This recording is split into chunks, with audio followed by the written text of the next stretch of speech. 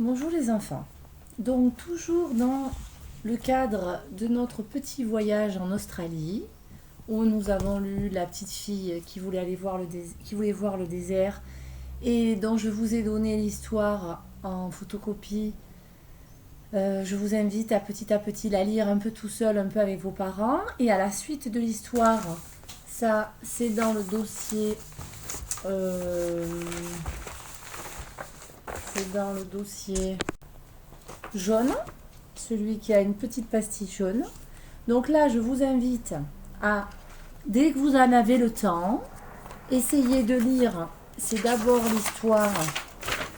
Voilà, donc vous pouvez essayer de lire de temps en temps un encadré, vos parents un autre. Donc ceux qui ont des difficultés en lecture, ils lisent que les petits. Ceux qui sont un peu mieux en lecture, ils lisent les grands. Vous lisez pas tout seul, en alternance avec vos parents.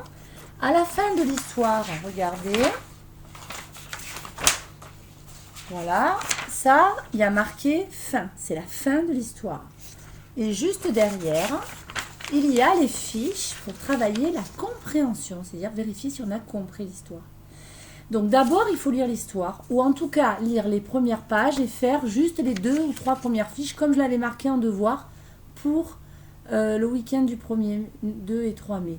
D'accord ? Mais vous pouvez avancer à votre allure. L'important, c'est que d'ici le prochain week-end, vous ayez lu l'histoire et fait les fiches. Voilà.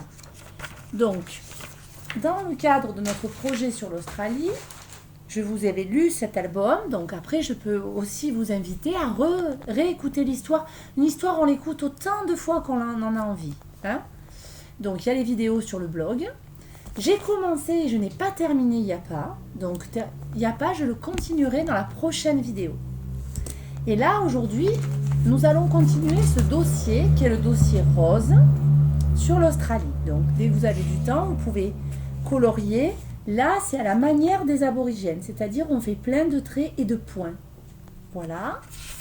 Donc, nous avions aussi les animaux que j'aimerais que vous coloriez à la manière des aborigènes. Donc, regardez les aborigènes, à chaque fois qu'ils font des dessins, ils font plein de petits points. Voilà. Plein de petits points, là on le voit bien en gros. Donc, j'aimerais bien que les animaux, vous les coloriez comme ça, en faisant des petits points de différentes couleurs. Voilà. Donc nous avions vu ceci, les animaux. Ensuite, vous devez apprendre on a vu les drapeaux des aborigènes d'Australie et de l'Australie en général. Et on avait vu la poésie du koala que vous deviez recopier sur le cahier de poésie en vous appliquant, en respectant bien les lignes du cahier et apprendre.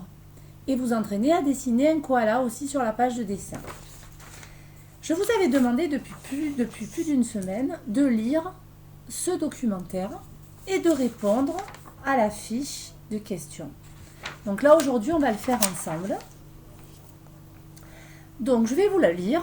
J'espère que vous l'avez fait. Si vous ne l'avez pas fait, vous laissez tomber la vidéo, vous le faites et après, vous reprenez la vidéo. Le koala. Origine de son nom, le koala doit son nom à la langue aborigène et signifie « ne bois pas ». La raison est simple, l'eau qu'il boit se trouve dans les feuilles d'eucalyptus dont il se nourrit.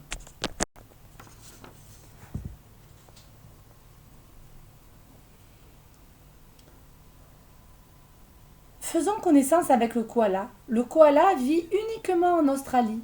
L'eucalyptus est un arbre où vit et dort le koala. Donc je vous invite à taper sur internet eucalyptus et vous verrez l'image d'un eucalyptus. Nous en avons plein par ici. Le koala possède une fourrure très épaisse. Le plus gros koala pèse plus de 10 kg, tandis que le plus petit pèse seulement 5,5 kg. Le koala vit dans la forêt en solitaire. Un seul koala par arbre. La forme en poire de son corps lui apporte la stabilité, ça veut dire qu'il tient bien droit, dont il a besoin sans tomber pour s'asseoir sur les arbres. Sa fourrure, située sous ses fesses, est très épaisse pour former comme un coussin et lui assurer du confort. Lorsqu'on voit un koala, on le trouve si adorable qu'on a envie de le caresser. Mais attention, il est pourvu de dents et de griffes pointues. Donc, ce koala, on nous a posé des questions et toutes les réponses à ces questions étaient dans le texte. Je vous enverrai les corrections par écrit, mais on va le faire un peu ensemble. La première question, je vous invite à la lire avec moi. Allons-y, lisons-la. Quelle est... Donc prenez tout devant vous, posez, mettez sur pause la vidéo si vous avez besoin de récupérer vos affaires. Quelle est l'origine du mot koala? Ah bien, je reprends mon texte, je relis, et qu'est-ce que je lis? Le koala doit son nom à la langue aborigène. Donc là, j'écris, je recopie la phrase. Le koala doit son nom à la langue aborigène et signifie ne bois pas. Donc il suffit de recopier. Le plus souvent, les réponses aux questions sont déjà dans le texte. Donc, il faut recopier cette phrase. Vous irez voir dans ma correction ensuite. Là, on le fait juste à l'oral. On lit la deuxième question. Allez, ensemble. Où se trouve l'eau qu'il boit? Eh bien là, pareil, je vais chercher dans le premier paragraphe et je relis. La raison est simple, l'eau qu'il boit se trouve dans les feuilles d'eucalyptus. Eh bien, je l'écris. L'eau qu'il boit se trouve dans les feuilles d'eucalyptus. Et je n'écris pas les feuilles d'eucalyptus. C'est pas comme ça qu'on répond. Quand on vous demande l'heure, on ne dit pas midi. On dit il est midi. On fait une phrase. Là, c'est pareil. On prend la troisième question. On la lit ensemble, les enfants. Où vit le koala? Le koala, je cherche, et là, je suis dans le deuxième paragraphe. Et quand je lis la première phrase, le koala vit uniquement en Australie.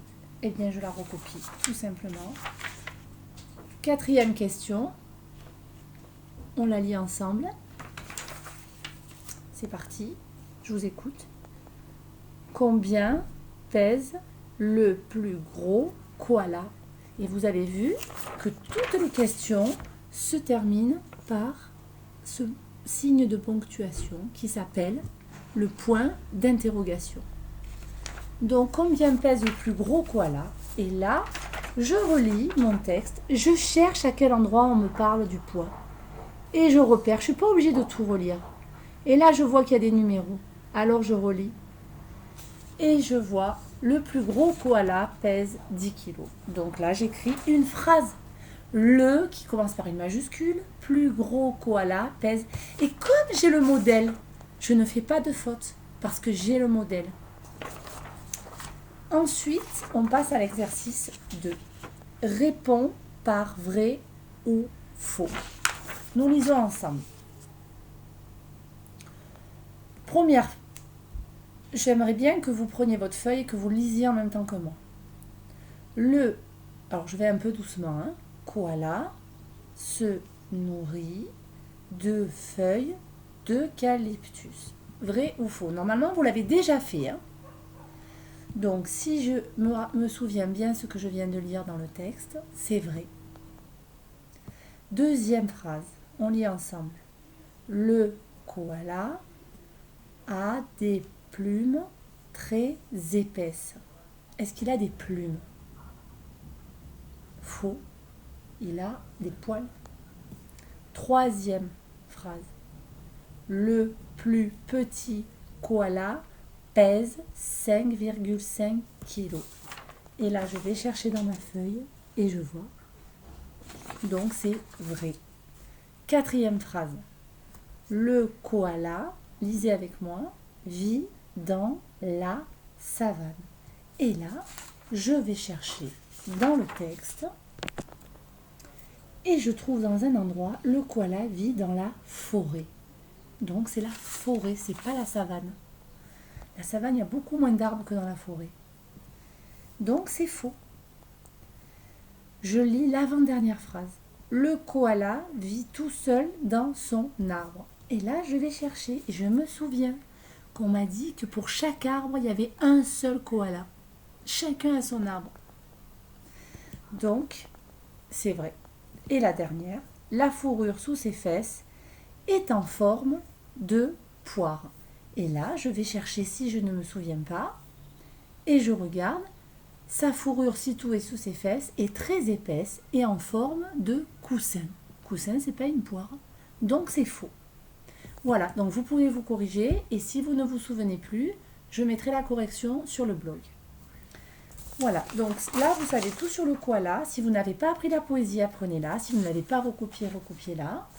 Et rappelez-vous qu'il y a aussi la chanson du kangourou et je l'ai mis sur le blog, dans Chantons, Dansons et dans une autre colonne qui est sur la droite du blog. Voilà. Donc la prochaine vidéo, je vous continue à vous raconter l'histoire de Yapa et des aborigènes. À bientôt les enfants.